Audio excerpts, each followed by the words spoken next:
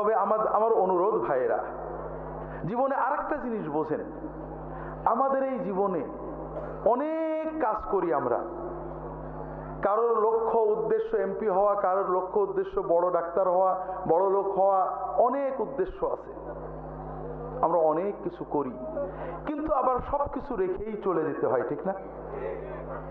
আর একটা জিনিস বোঝেন, দুনিয়াতে কেউ আপন হয় না।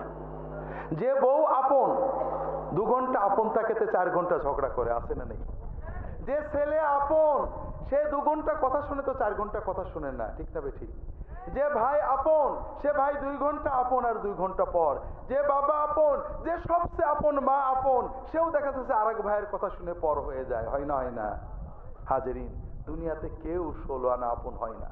আমাদের এই জীবনটা পরকে আপন করার, মানুষকে খুশি করার জন্য একটা সংগ্রাম।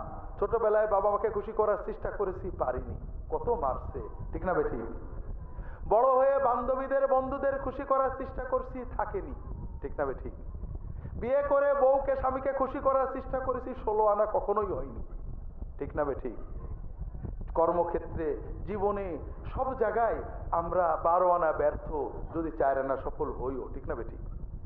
একজনই আছেন যাকে আপন করলে তিনি কখনো পর হন না। তিনি কে? আল্লাহ। আল্লাহকে আপন করতে পারলে সব সময় আল্লাহকে সাথে পাবেন। যদি আল্লাহকে আপন করে নিতে পারেন, আপনার বিপদে আপদে কষ্টে দুঃখে সব সময় মনে হবে আল্লাহ আপনার সাথেই গেছে। যে বেদনা কারোর কাছে বলা যায় না, বউয়ের কাছে বলা যায় না, মায়ের কাছে বলা যায় না, যে আনন্দে কাউকে শরীক করা যায় না, যদি আল্লাহকে আপন করতে পারেন, সেই আনন্দে আল্লাহকে শরীক করতে পারবেন, সেই বেদনার কথা আল্লাহর কাছে বলে বুকটাকে হালকা করতে পারবেন। কথাকে বুঝতে পেরেছেন? কাজেই ভাইয়েরা, আসেন না সবাই নিয়ত করি যে এত সহজ কাজ আমরা নিয়ত করলাম, আল্লাহ আমার বাকি জীবন যতটুকু আছে, 1 দিন হোক আর 100 বছর হোক, আমি তোমার ওলি হওয়ার চেষ্টা করব।